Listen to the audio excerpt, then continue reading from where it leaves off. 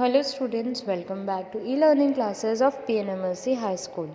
In our today's video, we are going to start with 13th chapter from your MSc textbook and name of the chapter is God Forbid. So I request you all to open your textbook and come on chapter 13. Chapter 13 God forbid. Forbid का मतलब होता है भगवान ना करे कोई ऐसी चीज़ हो.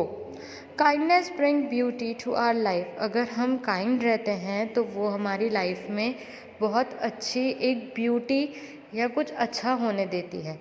B kind to others, sooner और later it will come back to us.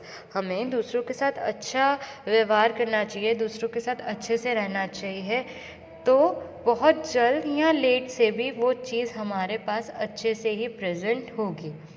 Service is kindness in action. Your kindness has real meaning only if you show it by doing little acts of service to others. हमारी जो kindness है वो real कब होती है? जब हम किसी के लिए कुछ अच्छा करें तब. Naresh was a merchant who had a flourishing grain business. Naresh नाम का एक आदमी था जो एक मर्चेंट था जिसका ग्रेन्स का बिजनेस था. He entered into a partnership with a friend. वो एक पार्टनरशिप में आ गया अपने फ्रेंड्स के साथ. मतलब दो लोग मिलके जब एक बिजनेस चलाते हैं उसे पार्टनरशिप कहा जाता है. For a few years the business went on well. थोड़े सालों तक बिजनेस जो था वो बहुत अच्छे से चल रहा था. Once he left his business under the care of his partner as he had to go out of station on some personal family work. थोड़े सालों के लिए उसने क्या किया, अपना जो बिज़नेस था वो अपने पार्टनर्स के हाथ में सौंप दिया क्योंकि उसे अर्जेंटली अपने फैमिली के पास जाना था आउट ऑफ स्टेशन, क्योंकि उसे कोई पर्सनल फैमिली काम था.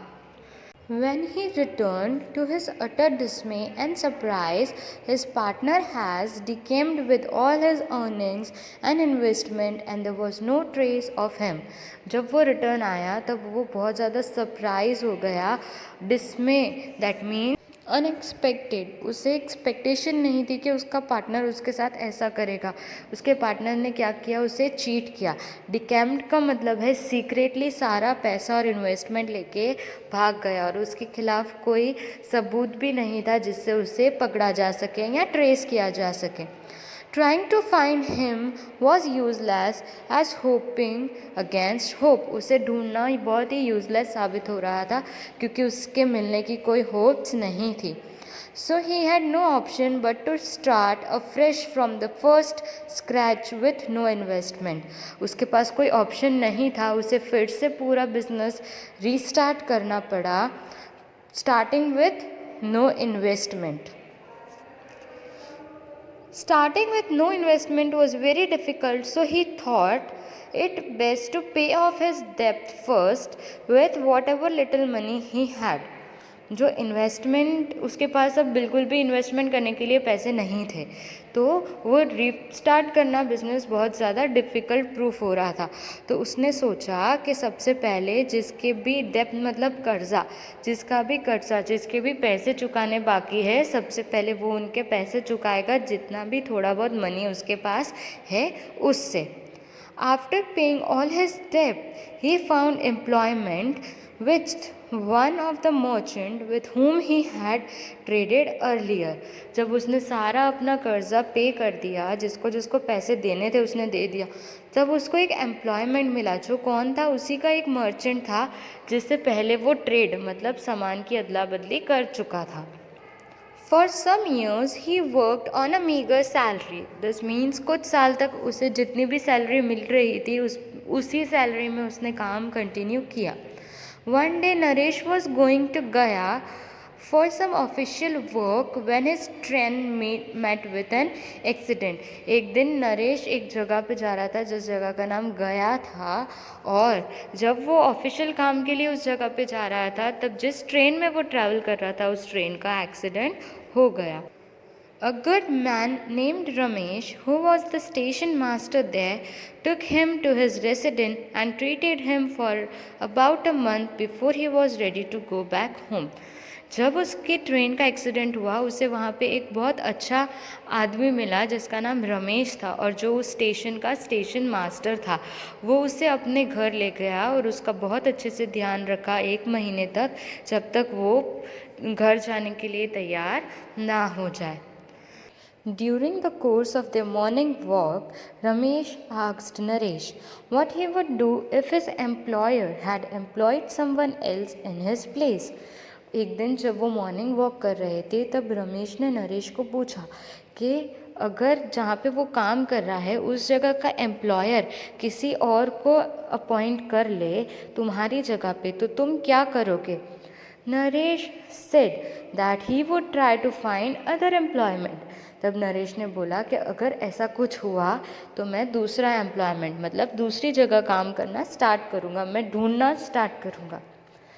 Ramesh asked him, why not try to get someone to help you become a merchant again? तब रमेश ने बोला कि तुम कोशिश क्यों नहीं करते हो कि तुम्हें कोई हेल्प करे जिससे तुम वापस से मर्चेंट बन सको। To this, Naresh replied, the thought of becoming a merchant again and be able to educate my son haunts me day in and day out, but there is no one in this world who would trust me.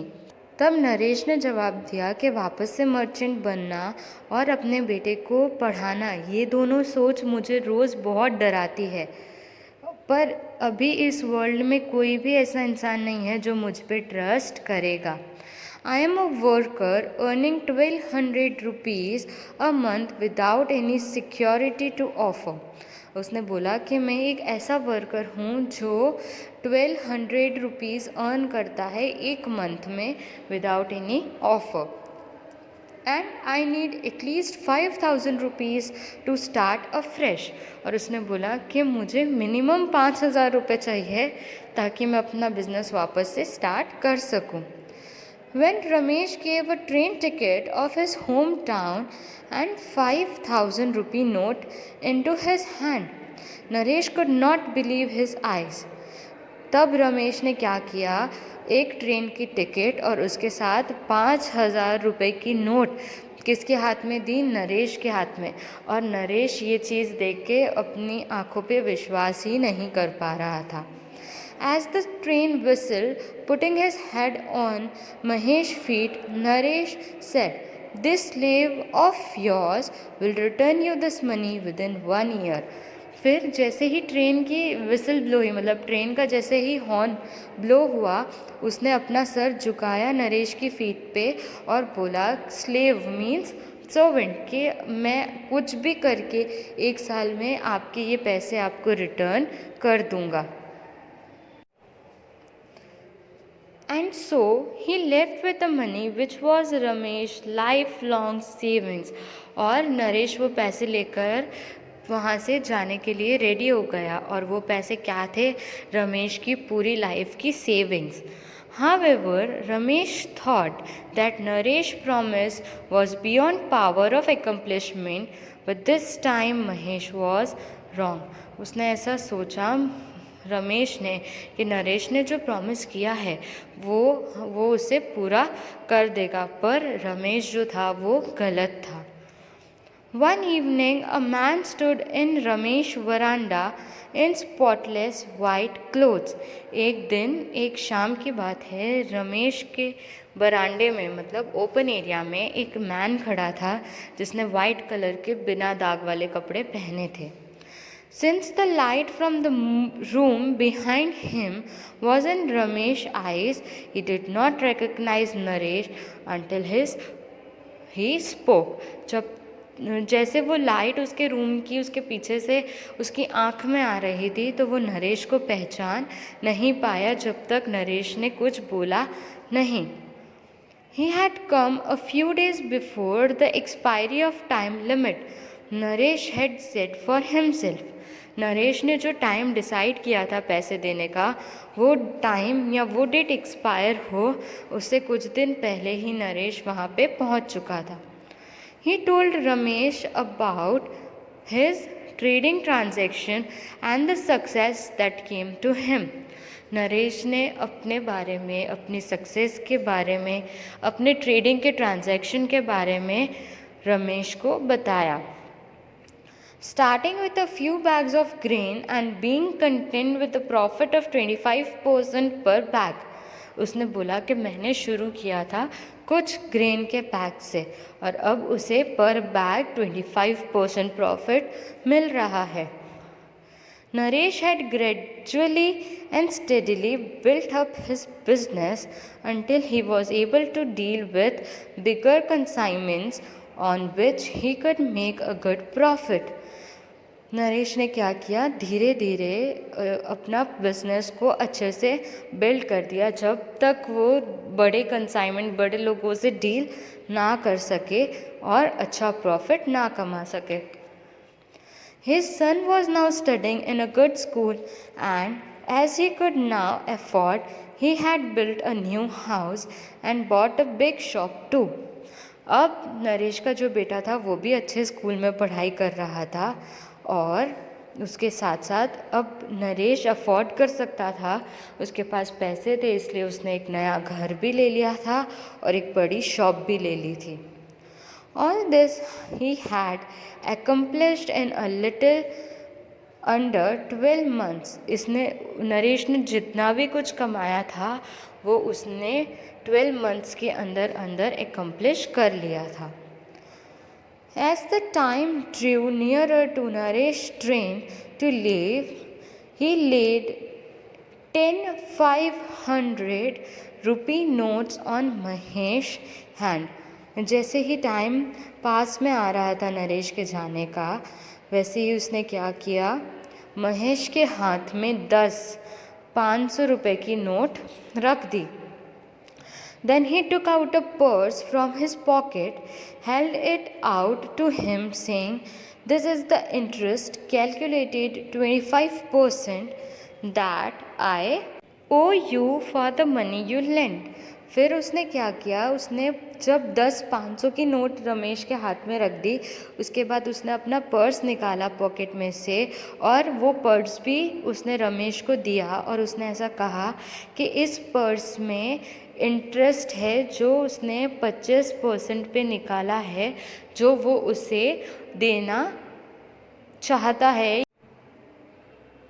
O means it is an responsibility to give. जैसे अगर आप किसी से पैसा लेते हो तो वो लोग उस पर क्या करते हैं, इंटरेस्ट चार्ज करते हैं, राइट. सिमिलरली नरेश ने क्या किया, उसने जितने पैसे लिए थे उसके ऊपर उसने 25% इंटरेस्ट चढ़ा दिया था जो उसे रमेश को देना था.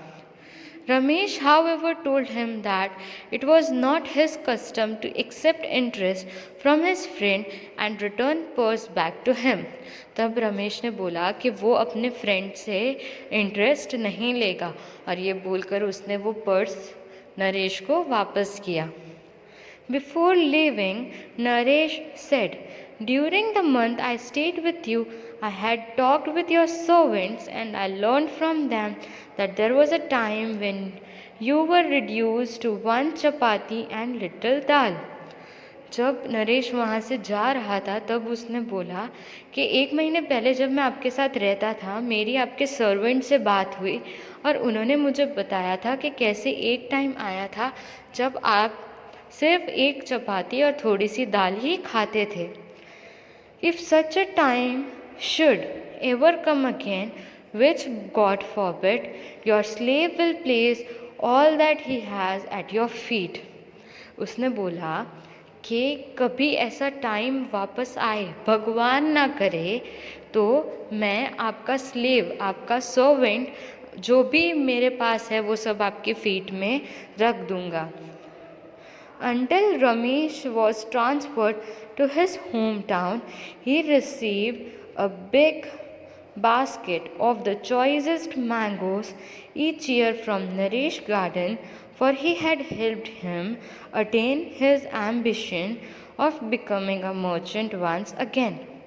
जब तक रमेश अपने घर पे वापस से ट्रांसफ़र हुआ तब तक उसे एक बहुत बड़ी बास्केट भर के उसकी पसंद के मैंगोज़ हर साल मिलते थे जो नरेश अपने गार्डन से वहाँ तक पहुँचाता था as a gesture of love.